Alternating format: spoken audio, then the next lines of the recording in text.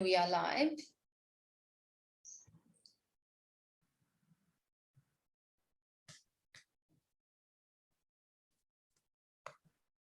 Yeah, so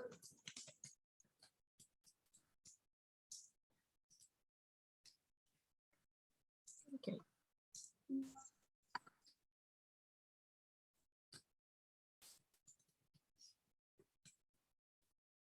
But I'm also glad that you were able to make the time after work and everything. So yeah. I'm working from home today, so it's pretty okay. Oh yeah, okay. That was the same as the other ladies, which is yeah. Good example setting. Work from home all the way. Work from home, yes. Yeah, it rocks.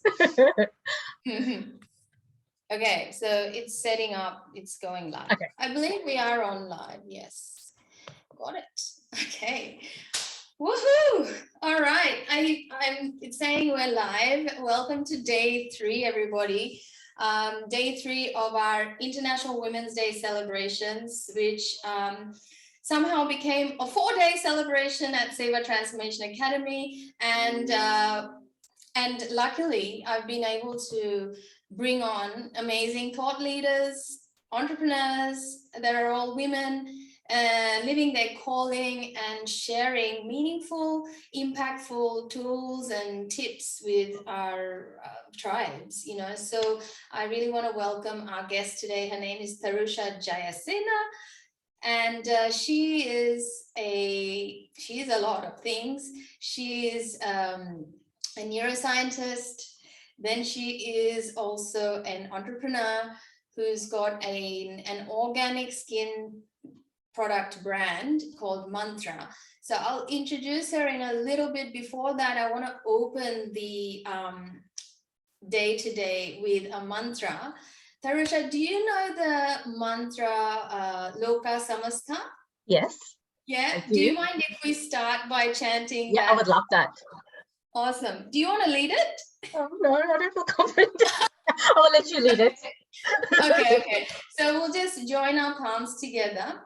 And basically this mantra is Loka Samastha, means all beings everywhere be happy, free, and healthy. Because since we're talking about an organic product, which is for the well-being of all, I thought this mantra might be a good way to start off and open the celebration today. Yeah. So you can chant after me then, all right? Okay. Or together. Me. Loka samastha sukhino bhavantu. So we'll do that twice more. Loka samastha sukhino bhavantu. Loka samastha sukhino bhavantu. And let's bow our foreheads to honor the light within each of us. Thank you so much, Tharusha, for being here and chanting with me. It's a pleasure. It's amazing to have you here. You've become one of my good friends, and we've known each other since the beginning of time. Like, you know, we've gone away and done our things, and then recently we've been able to connect again because of Ayurveda, which is one of the topics today. And this is why it's like skincare, you know, skincare, organic skincare. Ayurveda talks about it. But before I do that, let's say hello to Tharusha. Tharusha, thank you so much for making time today and coming on. No problem at all. And I just wanted to say before we start, even though we haven't physically met for a very long time, I have been following you on Facebook and social media, and I think you're just like the biggest inspiration as a fellow South Asian woman. I think you're such an important leader in the wellness and yoga community, and what you do is amazing. Thank you for your contribution to the community. Oh, thank you so much, Terusha. That means a lot. I think we were talking about this the other day. I wish we have more friends like you that let us know this. And this is why I'm bringing you on, because I want to celebrate the hell out of you today. Aww. Because even though you're not in the spotlight and you're not on social media, you know, being visible every day like I am for my reasons, I feel that you're also doing lots of important work for us, you know. So tell us a little bit about, tell the audience what you do right now. Okay, Yeah. so professionally, I work in medical research. I've been doing that for the last like at least 15 years now, and my field is looking at brain aging and dementia, and specifically more like biomarkers, so ways that we can diagnose dementia earlier. That's the main area I work in on a professional level. But then I also have always had an interest and passion for Eastern philosophy, meditation, and yoga. So that's kind of like my other life, I guess. Yes. And where this Mantra Skin brand kind of comes out of that passion. But I have incorporated some of my scientific knowledge as well into the brand. So I guess into Mantra Skin. So I guess I kind of see it as a blend of science and spirituality. Yeah, you have to. Yes, you have to. If you're going to sell a product to anyone else other than yourself. I created it for myself, to be honest. Good. Well, that's where the real inherent interest is. But often we only recommend what's good for us too, right? So and this skincare range that you're bringing out to the public now is something that you were saying is a combination of what it is. What is it? Yep. So just to, I guess, talk about where the idea came from or where the inspiration came from. I guess it's kind of multifaceted, but the initial seed was planted maybe around 2016 when I was doing my PhD at the time. And as part of my project, I was investigating different compounds from natural herbs and their antioxidant effects on like neurons. As part of that research, I had to kind of look through the scientific literature at which ones had the biggest evidence for anti-aging and antioxidant effects. And while I was doing that, I just fell in love with all of these. I kind of discovered that a lot of these natural plant compounds come from traditional Chinese medicine and traditional Indian medicine. So that's where my, I guess, interest first originated. And then as I researched the more, I kind of had like a bit of a short list of my favorite ones, like reishi mushroom in traditional Chinese medicine. It's called like the mushroom of immortality. And also ginseng, which I'm sure a lot of people on the call might have already come across. And then from Ayurveda, ashwagandha, bitter melon, and gotukola. I just fell in love with these herbs, and they're just like you know, even though they've been known for thousands of years to have beneficial effects, science is now kind of validating those effects. So that's kind of my short list. And then I'm like, oh, okay, I want to go and find a product that I could put on my face that has all of these amazing herbs in it. I just couldn't find it. So I was like, okay, well, maybe I could create this. So that was the initial seed. And then, so not being able to find that product. And then because I have a passion for meditation and mindfulness, and I've personally felt the benefits of a regular meditation practice, I really wanted to incorporate that kind of spirituality into the product. So I thought, how can I do this? And that's when I came up with this idea of a mantra or an affirmation that you have with the product. So on the top of the lid of the product, there is an affirmation. And when you're putting the product onto your face, I invite you to kind of silently repeat that mantra to yourself. So one of the things is like, we have so many thoughts every single day, but females, generally, we kind of have a lot of negative talk when we see ourselves in the mirror. We don't normally get up in the morning and go, oh my God, what a goddess. We usually think, oh my God, my skin looks so dry, or my eyes are puffy, etc., etc. So I'm very, very, very like passionate to inspire women to slowly break that habit and kind of see if we can become more attuned to the idea that like how beautiful we are. And don't think of that as a superficial thing. Like we actually are beautiful. And then say that to yourself every day and make that the new habit instead of having that negative self-talk. So those are the two main aspects of my brand. So well explained. I was able to kind of take a walk with you on this journey to create this such a mindful product you've created. And I think you need to, because we were talking about this over the last two talks as well, when we talked about the inner talk and the inner dialogue, you know, how many ways we kind of not love ourselves and, you know, one of the main reasons is it just shows up in our inner talk. Self-talk is so important. Actually, Ayurveda is all about that. Ayurveda, I'm sure you know Ayurveda, but most people associate Ayurveda with diet immediately, or certain things that are very commonly spoken of, but some things that are not spoken of is this intentional living. And it's an art of living. Ayurveda is like an art of living.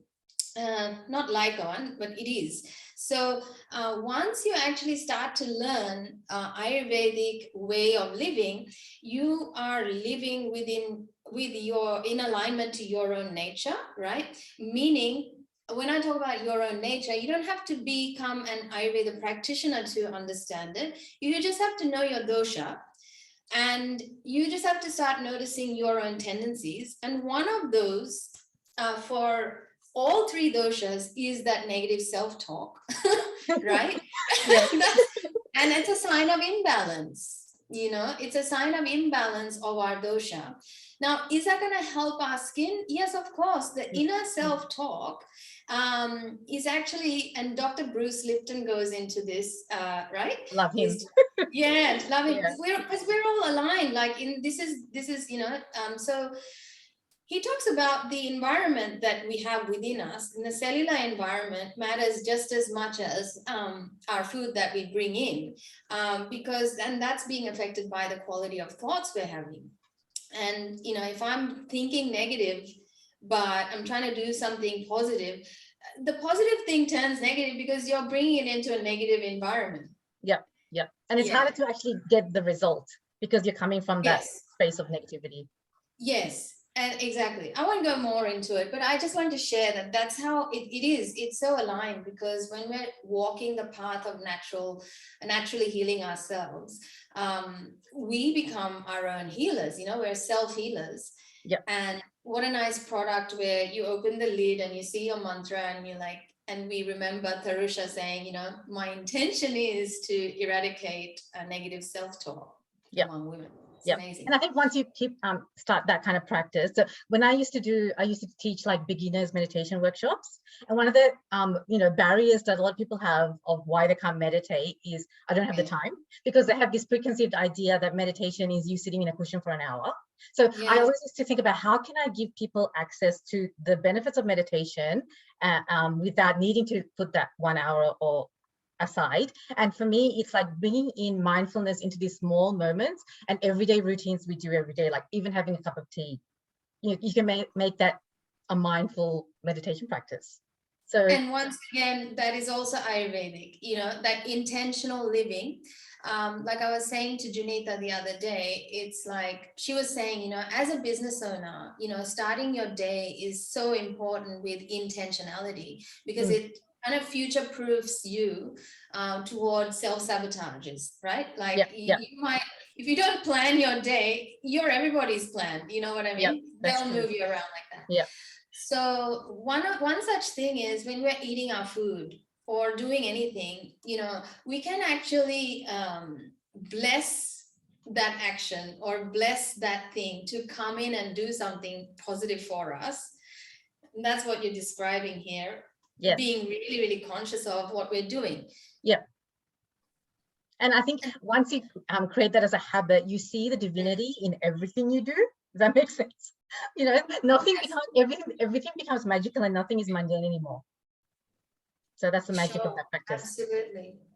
And this is going into Vedanta. Vedanta talks about, it's like, our goal is to see that God is everywhere in everyone. That's a goal, but is it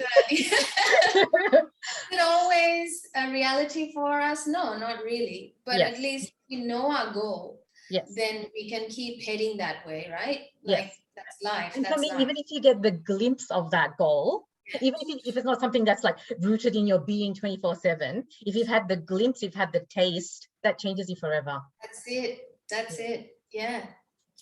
That's right. And one of the things that we talk about in my yoga trainings is that the goal of yoga is Samadhi.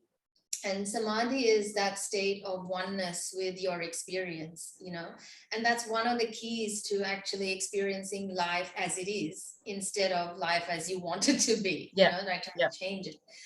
But most of us experience it accidentally, like when we're watching a sunset or having our first kiss or, you know, making love or, you know, whatever that sensual experience we're having it accidentally, but yoga enables us to have it quite willingly with skill. And if we apply that in daily life, think about how magical your life might be, because you're actually stopping other things happening from not being conscious or being unconscious, you know. Yeah. Meaning, like you might not be conscious of what you're thinking, and then your unconscious thoughts are creating a reality that you didn't even want. So to cut that out, we go back into where is it coming from? It's coming from me not being present and experiencing that, you know, samadhi state, which is oneness. Like, okay, I am who I am, and I'm fully accepting my day as it is. I'm going to do it with joy and appreciation in what I do. But most of us have trouble doing that. You know what I mean? Even though it's simple is not easy. And why? Because we lack the skill kind of thing, or practice, like you're saying, you know. And neuroscience talks a lot about that, right? Habits and patterns. Yes. And because we're literally wired for that negative bias, like you can't put too much pressure on yourself. It's not going to change overnight. It's like you slowly, you know, keep kind of, you know, hitting that practice, and then over time you will notice a change. So one morning you will wake up and you'll be like, I look good today, because you've been practicing that. Absolutely. Actually, I had the same conversation in a coaching session this morning, where I was trying to explain how we make connection with the invisible. It's like, you know, we pray, even though we know there's nothing like God. I have never had an experience of evidence of being, you know, connected, like seeing God, but I pray to God, you know what I mean? Or some people meditate daily to access this state, you know. When do we actually get the proof? Not any time except for when we don't do it, right? When we don't do it, that's when we say, oh my God, I'm missing something, like, right? It's like that. And I guess you also can get, it's not evidence, but for me, it's the way I feel. So for me, I always practice gratitude in the evenings. So before I go to bed, I just think about 5 things I was grateful for that day. And I just feel so good. I'm like, okay, this is evidence to me that this is doing good for me, for my body. Absolutely. Oh, so good. There's so much to take away from that, you know, like it sounds like you are actually living a really mindful life. And, you know, and you're actually, you know, there's always like success leaves footprint, right? Like, you mean, you can track when you've had a bad day. Now you can go back and say, well, I know exactly why that happened. Yeah, that's true. As opposed to like not having a clue, like being blindsided by, you know, something negative that happens. Yeah. But sometimes those things, you know, we all have like curveballs that kind of life throws at us. And I feel that these kinds of mindful practices are just like a muscle you build. So when that curveball comes along, it's not going to totally knock you off. You might topple a little bit, but then you'll, you know, steady yourself again. So So coming back to skincare again, like, tell me a little bit about what it means to you. Like, why do you think it's important for you? Okay. Well, I think previously we chatted a little bit about what's my idea of a routine, the right skincare routine. And so as a preface, I would say there is no right way to do skincare. It's pretty much just what works for you, in my opinion. And sometimes it'll take a bit of trial and error before we find that product or the routine or the sequence that kind of makes us feel our optimal selves. But and sometimes, you know, things change, like with our environment, the seasons, our hormones, our age, our stress levels. These are all like factors that can influence the condition and state of our skin. But I did write like a couple of things that I thought were like universal things that we can all try to incorporate Yes. to kind of give us a good foundation for healthy skin. And so the first one I had was hydration, which I'm sure everyone kind of has heard before. Yes, which you're practicing right now. So like, I think 2 liters of water a day. Yes, it's like what's normally recommended. So water is, I guess, brings the moisture to the surface of your skin and helps flush out toxins from the body. And then I don't know if there's anything else you would like to add in terms of hydration from an Ayurvedic perspective. Yeah. So not cold water or too hot water, just lukewarm water. Lukewarm. Lukewarm. Yeah, a little bit of, like, I always mix a little bit of warm or hot water, like say that glass of that much, there's a little bit of hot water in there, just to, just a splash of hot water. Yeah, apparently that is what actually penetrates our cells quicker. Okay. And it has, it does work that. Yeah. And then I also had like exfoliation. So maybe like once or twice a week, exfoliate your skin, which kind of removes the surface layer of dead skin cells, reveals more of the younger, more youthful looking cells underneath. And I would say, I think there's so many natural ways to exfoliate your skin. So stay away from those, like, you know, micro beads and those kinds of like artificial things that are very, you know, everywhere. And maybe like, I think walnut shell, there's lots of products like walnut shell, apricot seed, passion fruit seeds, those kinds of like gentle exfoliating agents. Amazing. And in Ayurveda, I think we have what's called like the face masks, which I do sometimes as well. So I like sandalwood powder and rose water. And I just like make it into a little paste, put it on my face for like 10 minutes, 15 minutes, and then wash it off in the shower. But I think traditionally you can also use honey or milk. Yeah, look, and when it comes to choosing what's right for you, usually you look at the dosha of the person that's on the face. And there's more to this, but usually, like for you, that's perfect. Sandalwood and what did you say? Rose water. Yeah, perfect. I find it very cooling. Yeah, cooling, because you probably, from what I see, you're a kapha and pitta, right? Yeah. Kapha, pitta. I think a kapha vata. Kapha vata, great. So that's the kapha, but it's your face is kapha, right? Yes, so that means you have oil, right? Natural oils, which is a blessing. Do not take that as a negative, anyone listening. And that's something that you can maintain really well with sandalwood's properties, and rose water. So that's amazing, Whereas someone like myself, I love sandalwood for myself. Sandalwood's quite expensive too if you get the proper ones, right?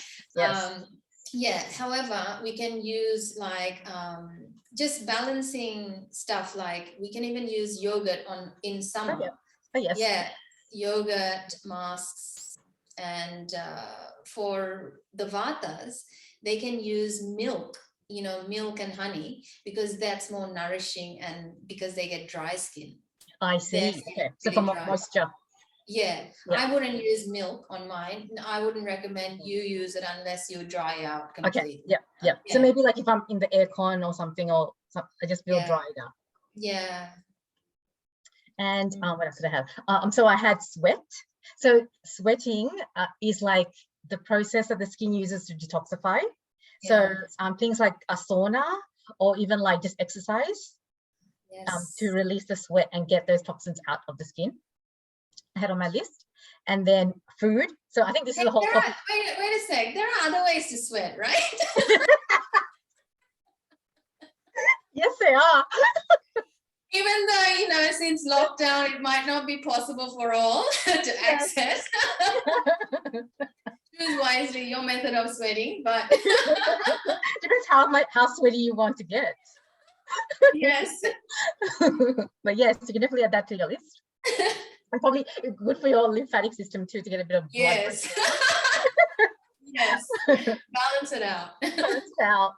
And then I had food. So for me, this is kind of like a whole topic in itself. Yes. And, I had like fasting as one thing. So when we're fasting, whether it's intermittent fasting, like just cutting out maybe one meal a day, cutting out one meal from your day, or whether it's more of a full-on fast where you're like cutting out food and just doing juice fast, for instance. When we're in the fasting state, our body is in like a state of repair and healing. So that has its effects on the skin. So if you do have any issues, you might notice an improvement if you do a fast.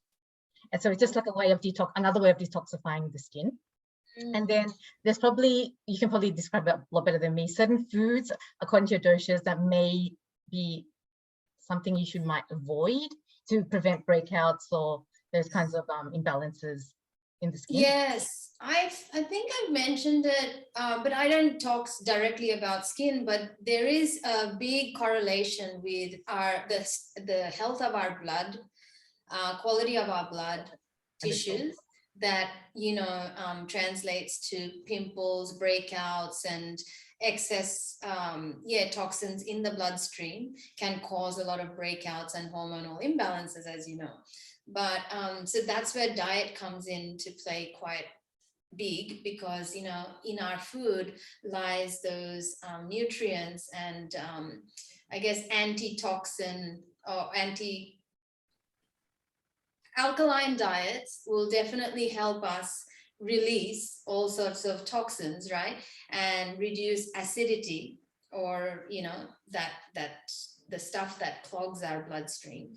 So that's one way of looking at it, but it's not one size fits all. At the same time, there are some foods that will definitely increase the toxicity versus some foods that will help us balance out the pH level of our blood. Yes. And I think also, in general, having like a regular bowel movement is probably really good too, because that's just another way the body is detoxifying every day. So if you are constipated, you're going to get a buildup of these toxins, and then eventually that can manifest as like health issues and skin issues. Yes, exactly. Like the digestive health is then coming back to, like, that's where our digestion is impacted. But Vata dosha are prone to constipation, right? Or that's how it normally works. But then, some people end up taking lots of purgatives and regularly, or go and get colonics done to keep themselves fluid. But Ayurveda recommends against doing it regularly. They recommend doing it seasonally, even though Vata dosha have that, tendency to go towards constipation quite quickly. But another way to tackle that is to have more of the foods that will help you go, and more of the preparations that will help you stay like probiotics and those kinds of supplements. And cooked foods instead of eating wrong foods. And then what else we have? Sleep. So I guess this kind of also ties back into detoxification and putting your body into the optimal repair and healing state. So getting 7 to 8 hours of good restful sleep is going to be really good for your skin. Do you get it? Do you take I love sleeping. I adore sleeping. Kapha, being Kapha. Vata. Got the sometimes I do have these like bouts of insomnia where I just can't get sleep until like 1 o'clock, 2 o'clock in the morning. But most of the time, I love sleeping. I have no problem sleeping. Yes. Well, some people actually will have challenges throughout their life based on, whatever's going on for them. But some of the common things that happen in our lifestyle is when we get too busy in life, meaning doing a lot. Sometimes it's hard to slow down, and sometimes it can result in poor sleeping patterns, I know a lot of clients that came to me with this problem about not sleeping on time during the pandemic. I had that issue during pandemic. Even though we were in lockdown, I had so much time I couldn't sleep. Exactly. And that really disrupted the circadian rhythm, and everything got messed up. So I'm sure we'll meet a lot of people from now to another year or two, to help them get back into the rhythm of things to come back. And I think I talked about this briefly before, but stress relief. So, if you're in a very high stress environment, your skin's probably not going to be at its optimal state. So what happens? Anything we can do to kind of reduce our stress levels is going to be good for our general well-being, in my opinion. So for me personally, like if I've had a bad day or a stressful day, I love just having a salt bath. That's one of the things I do, like lighting a candle, listening to some nice music, cooking myself a nice meal, those kinds of things. And for me, I'm also very sensitive to light. So like when I come home from work, I hate like the white light. I love warm light. So like a salt lamp or like a really nice warm lamp or a candle. Yeah, it really helps me. These are really, really good practices, self-care practices to support the nervous system, you know, because when you're talking about like stress management, you know, there are little micro habits that we have to have in place to counter all the ways we have to be flexible in life, right? So Yep. I don't have kids, but I know so many people that have kids, and being a parent is another ball game altogether, right? Yep. Yeah, but then again, I'm not saying that people without don't have that challenge of being prone to stress, you know, stress or excess stress.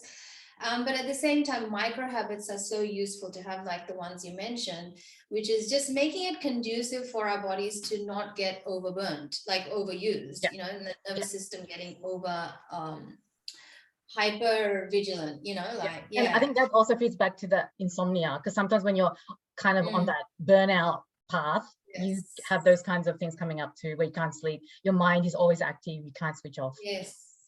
And one of the things of micro habits brings me to mention that media has been such a contributor to everyone's stress levels of late, and probably forever. Yeah. That's why I don't watch the media or mainstream media.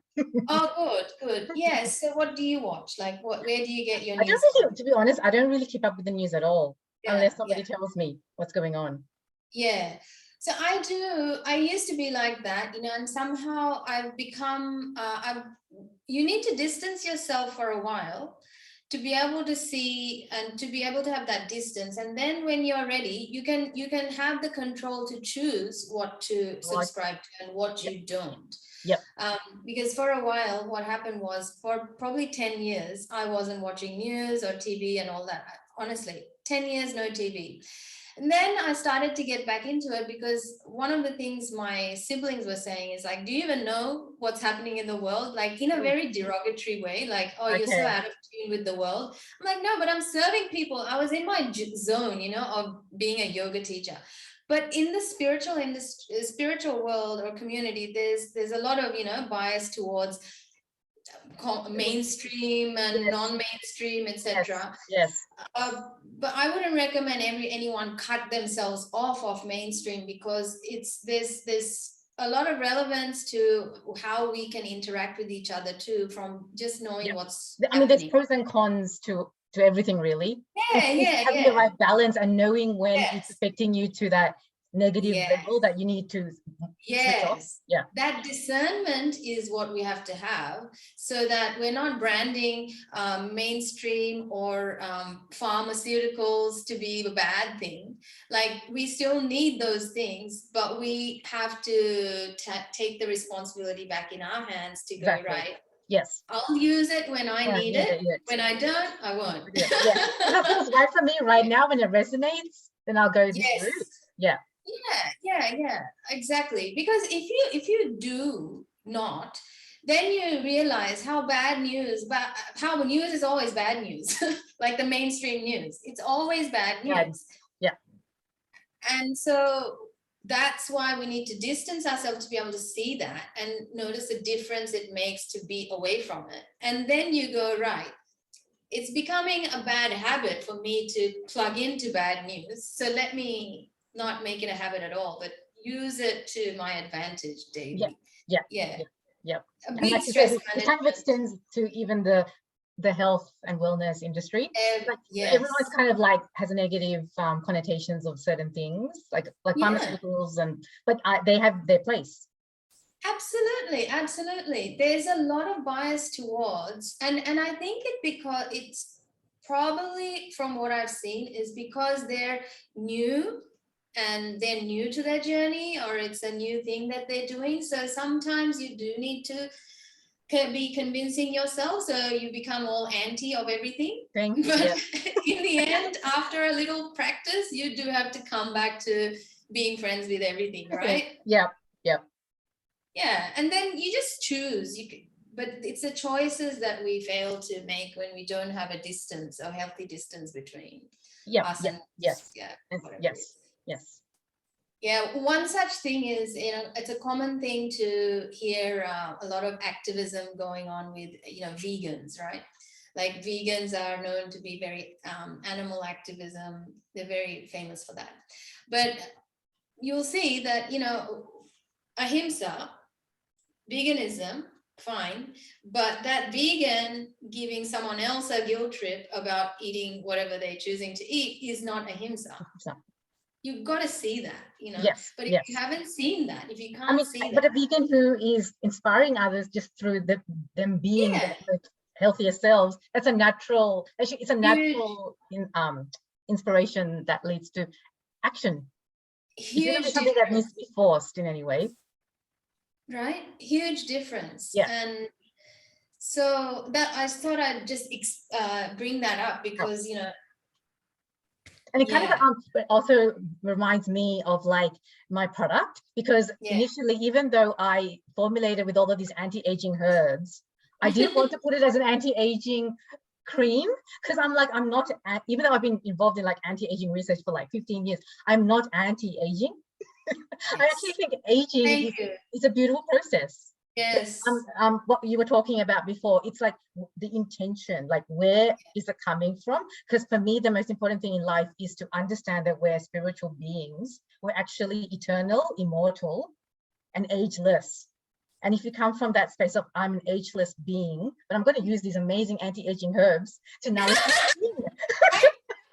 And help me age, in a natural, healthy way. I think that's where we should come from, instead of like what the beauty industry tells us, like, oh, there's something wrong with you. These wrinkles are not like appropriate. Please eliminate them. Like, that's not the angle I would like to come from. I'm so glad you brought that up, because this is where, and I wanted to congratulate you on taking that step from such an informed way and from such an inner dialoguing that you had with yourself before you went this way, because you're going to get judged for whatever reason, because some person is going to look at you and go, how's that spiritual, and if you're looking to but that's the whole point. Like, aging is a process, but Ayurveda looks at, or natural medicine looks at, how can we prolong that process? No one's going to be, alive for the rest of their life in this body. Live well? Like, how can you age in a healthy way?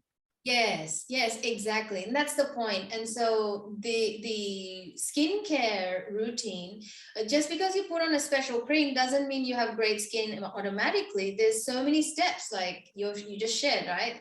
Sleep, diet, routines, all of this. So it's actually a holistic thing. It's skincare is not just about skin. It's actually everything else as well. It's everything else, and it shows up on our skin. Is there anything else you had to share on that list? Was that it? The environment. So I think, like, when we go back to Bruce Lipton, the environment that we put ourselves in, not just both physical and mental, has a big influence, because in terms of physical, like, if you're or mental, I guess, like if you're around toxic people who are draining your energy, making you feel less about yourself, versus people who are inspiring, confident, supportive, encouraging. And then from a physical environment perspective, are you spending most of your day locked up in an office, no fresh air, no sunlight, artificial lights, air conditioning, etc. So those the environment has a big impact on the beauty and health and glow of your skin. And then the last thing, the last thing. The last thing is gratitude, which I've already touched on as well. So cultivating happiness and a sense of joy for your life. And I came across a term in Ayurveda. I don't know if I'm pronouncing it properly, but tejas. Tejas, So from my reading, it's like our inner radiance, or the inner sun. That's kind of like the subtle fire element within us. But when we cultivate joy and have a sense of passion and purpose and inspiration, that inner radiance actually comes out through our skin as a beautiful radiance. So it's not what product you're putting on, it's actually coming from that inner radiance. Beautifully put, because that's something that I was gonna bring up in a way. But before that, I wanted to also share that within that environmental category, I would also recommend using cosmetics, good quality cosmetics, because I like applying makeup when I hold events or go to Yeah. events. It makes me get into a state of celebration. Celebration, That's exactly. what I associated with. Yeah. But for a long time in my younger days, I used to buy cheap makeup and cosmetics, because I thought that's what I had to do, to just put makeup on. And then once I got on my conscious living journey, I made choices to get rid of everything that resembled that sort of a sacrificing quality. So releasing that and then investing in good quality makeup, you never get bad skin rashes or skin reactions, like always. Yeah. Is there any particular brands you like? Well, for me, I found my foundation that I use Fenty, because and I've never had any breakouts. It's really high quality and it's well priced, it doesn't have to be expensive. Yeah. I've also got friends that are in the entertainment industry and they use makeup every day. I've always thought if you put makeup on every day, you'll probably have bad skin. But no, if you actually do a little bit of research and go get the advice, there's lots of good cosmetics that can be really good for your skin, as well as, serve its purpose. And I think in Ayurveda, like in terms of eyeliner, the kajal eyeliner, which is also kind of medicinal in itself. Yes, collyrium. So yeah, you can buy sticks of collyrium, which is what I use, and lots of people don't know about this, but it actually helps our eyes from getting dirt coming in and all that, right? So that's the first purpose why we use collyrium. And the second is, beautifying your eyes, the windows to your soul. Yeah, because makeup and adorning yourself with, accentuating your features and everything, it's a form of art. Yeah, and I think when you're on a spiritual journey, when people go into their spiritual journey, they associate it with like becoming a monk, or renouncing all of this outer beauty care and all that. But I don't know, I think from a female perspective, I feel that it's actually, if it enhances your feelings and emotions and moods, do it. Yeah, I kind of went through a phase myself where I just wouldn't do any effort, like put in any effort, and then I got back into it more consciously, which I really love encouraging women to do in my journey, where if it feels right and you want to express your sexual energy in this way and become more, and helps you become more present and walk with confidence, why not? And it's the same with like clothing and jewelry, because I love jewelry, for instance, so that's the way that I express myself. Yes, and there are so many courses that you can do to become more confident in using these things, like many of my yoga students, they go and do like makeup courses, because it's just a little journey toward yourself, investing in your own beautification. Yeah. It is a form of self-love, because you're spending time on yourself. It translates. You're not putting on something going, oh man, I just look this is such a bad eye, or this is such a bad part of my body, which can be the case. But I feel if you can be conscious of your thoughts, like Terusha said, is another act of self-love, can go such a long way throughout your day, right? Yeah. And I think enhancing features that we like about ourselves, just kind of, it just makes us feel good, which is kind of has a positive loop feedback. Presentation. By the way, if you want a spiritual, push to this, there is a book that I had by, Yogananda, Paramahansa Yogananda's Self-Realization Center. There is a guy, there is another Paramahansa that wrote a book on conscious relationships. It's called Conscious Marriage or something like that. And it's instructed that the woman should look after herself and present herself well to feel good for herself, not for the man, for herself. So whatever feels good for you, I'm not saying that's how to feel good. Also, all it is that, but don't let yourself be lazy in that front. That's the other thing. Or don't kind of like limit yourself and say, oh no, I can't do that. That's not spiritual. That exactly, yes. Because beauty is part of appreciating life, you know. Beauty is, or beautifying is a part of living a nice life. Like, you know, and if you look at nature, like the peacock or any kind of, so many animals, they love to beautify themselves. Exactly. And the same thing that flows into your home, your surroundings, your office, you know. Yes.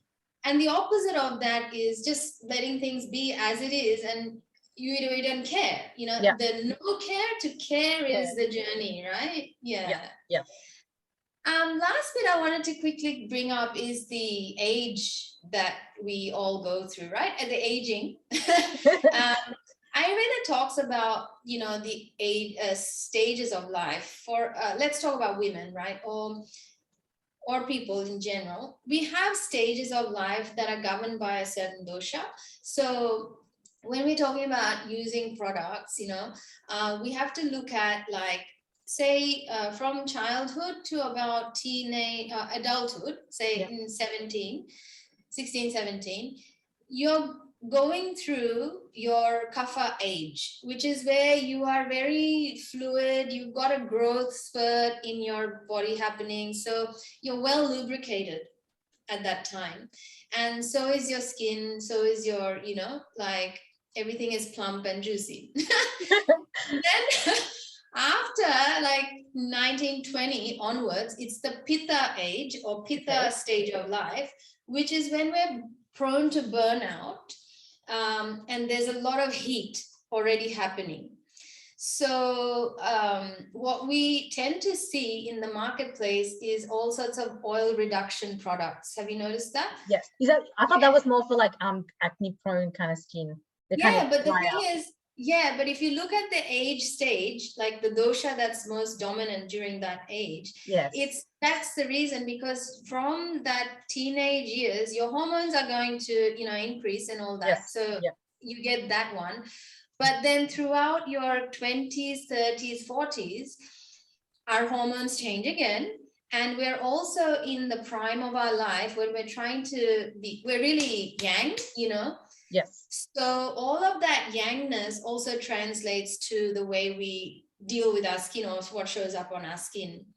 Versus the later stage of life is vata stage of life, which is where everything starts drying out.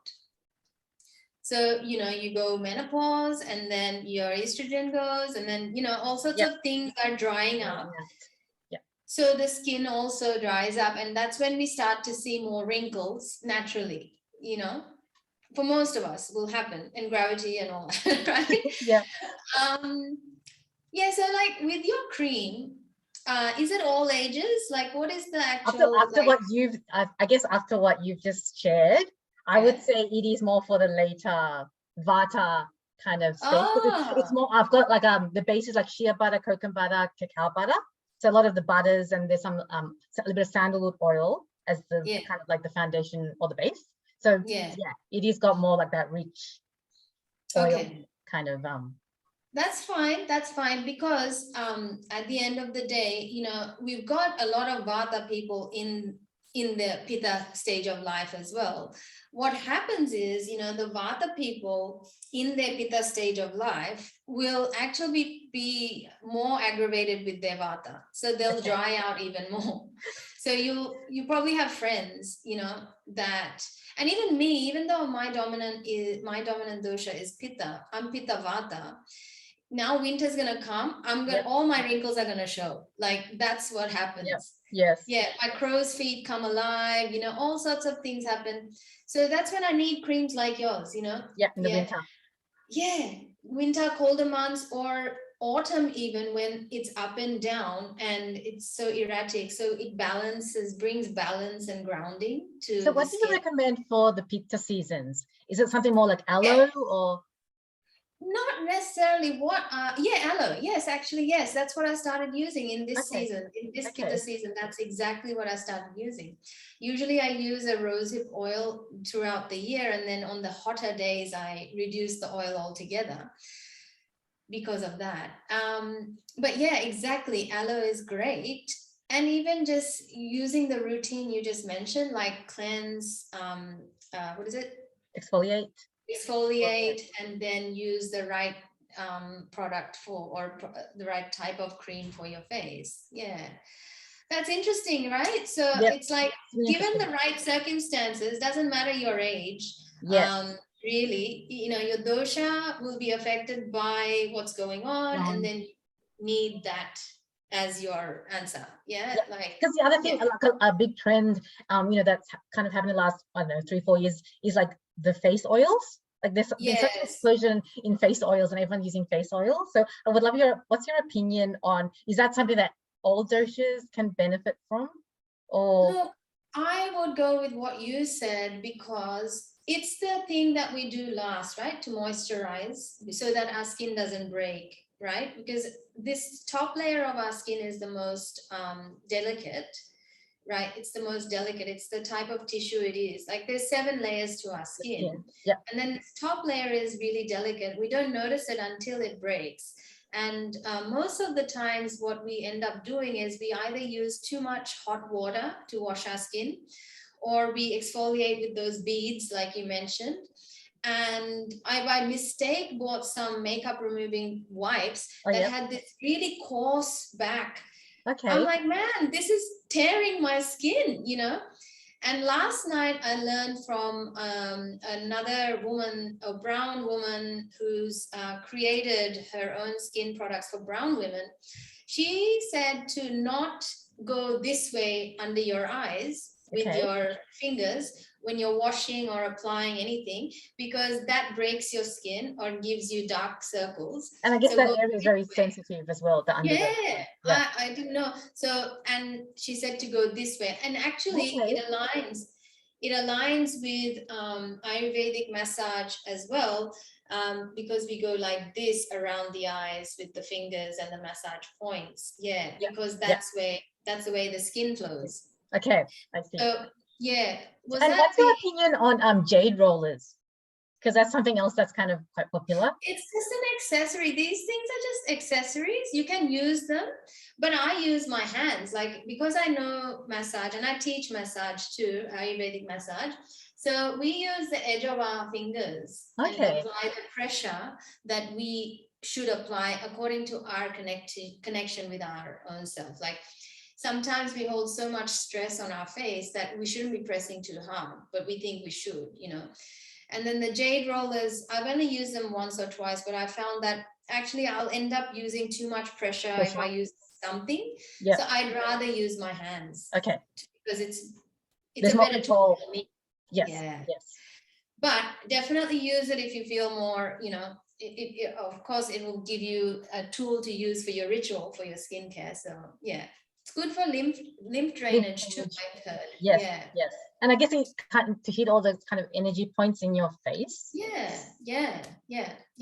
You can do them on your own too. There's lots of like free tutorials out there to shape your face, but they're actually using those pressure point acupressure and lymph drainage techniques to actually get your face.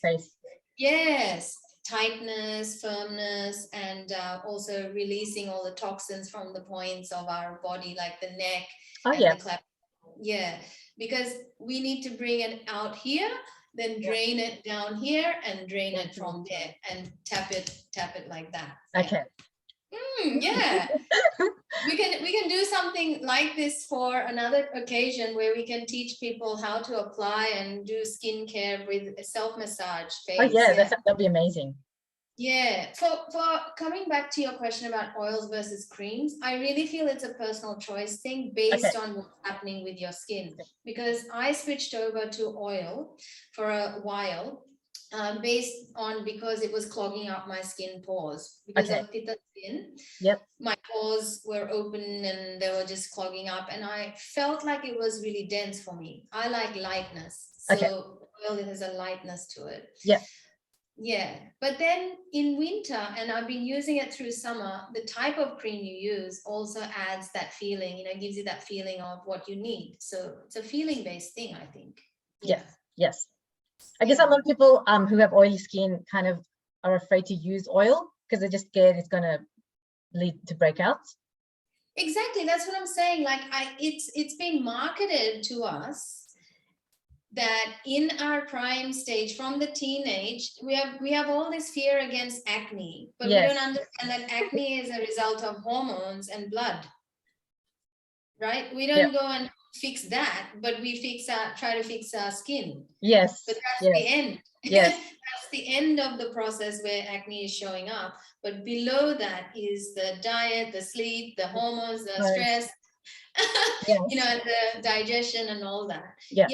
So, and that's why I don't buy Olay and all that, because it's just a marketing thing, like where they're selling you anti-aging products, but they're not actually teaching you, or they're not directing the focus on the cause. And there are so many natural causes, like Vata stage of life, going towards overdrive, not eating right, looking after yourself, you know. I guess most of us kind of are looking for that quick fix. Like, you know, that's what we have to get over. Like this idea that we're not looking for that product to give us a quick fix. Like, it's actually a holistic approach that we need to incorporate. Like you said, the way of living. Yes, spot on. And you know, it's also one of my clients came to me the other day, last season. She moved from the West to Manly. And all of a sudden, her hair was fuzzier and brittler. Her skin was a little bit more fragile. And she's a Vata Pitta, right? So, of course, Vata is prone to drying. And all we did was we changed the temperature of water, make sure it's not too hot or absolutely cold, just a little bit of warmth, you know. And also don't rub so hard that you're starting to burn in the effort to cleanse. And just be gentler with our skin, because I think we've been conditioned to think it's dirty all the time. So we try to clean it, like scrub it, like dishes.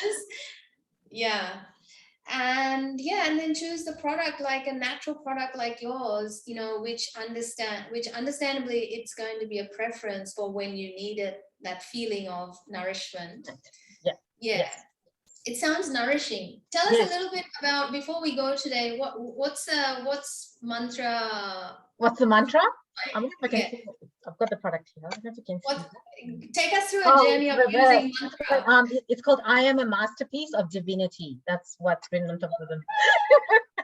But in the future, I would love to create more mantras and even sell them as like labels that you can put on top of this, or even a blank label that you can write your own mantra.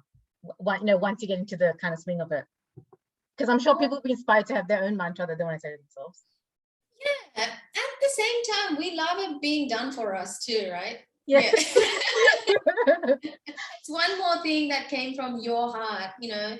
It's such a blessing. So are there anything that we want to cover today before we pretty much covered everything that I want to talk about. It's been amazing. I've learned so much myself from you. From you too, me too. Like, I've learned so much. I think, like, you know, in these conversations, we become like mirrors, you know, and we kind of bring out things from each other, which is something I'm learning in conversations. Because if it wasn't you, I wouldn't be able to talk about this, and if it wasn't me, you wouldn't be able to talk about this, right? It's you that created the event, so you get more credit. The mirror. Oh, no. I'm really, really grateful for you and your presence and your energy and your generous heart and mind that went ahead and took that step and created this product for bettering the humanity. I feel, you know, it's more than a cream. So I really congratulate you. Thank you so much. It's really, because I feel like one of my purpose to be on this planet is just to help others just feel more connected to their inner selves. So if I can do that even for one other person, I am satisfied. And I know that you are also aligned with that vision. So absolutely, that's why we obviously resonate with each other so much. Absolutely, dear. Like, you know, and this is something that you are an inspiration to so many, even if they don't let you know. Believe me, it's just happening naturally. You know, you're like that cell among other cells that's vibrating. you know, and affecting the rest of the cells and around. like you were saying at the beginning of today's talk, you know, as a brown woman, it's like hard for us to kind of be the entrepreneur and put ourselves out there and say, oh, you know, I'm making a product and I'm marketing it, you know. But when you do put yourself out there and just take that first step, even if you feel nervous or unprepared or intimidated, you naturally attract people who are on the same path and same wavelength, who want to support you. And I'm just blown away by that. Exactly. So grateful for that. Exactly. Thank you for mentioning that. It's really necessary in our world today that we speak to this, and whenever we meet each other, be it online, in person, that we remind each other that, you know, it takes guts. I know it takes guts, so keep going, you know. And this year's movement is break the bias. So we've got a long way to go. We've got to keep going, you know. We've got to keep encouraging each other. Yes. Everyone on the journey to take the next step. So Tharusha, do you have anything to give away today? Yes, I do. I want to give away at least 5 products, but I'm not 100% sure how to. I know you sent me that image to put onto the chat, but I can't see the chat. That's okay. I'll just put it onto the Facebook event. And there's like, we'll do it afterwards. We'll do that afterwards. And how do they claim it, like, from you? I think you said to DM you or to DM your Facebook page, or I can put my personal Facebook link and they can DM me. Yes. Good. And even if you don't get the giveaway, because I'm kind of at the pre-launch stage, so the website won't be done until around May. I would love to give anyone on the call any product by donation. So you can just DM me and say, oh, I want a product, and even if you don't win the giveaway, I'm happy to give it to you by donation.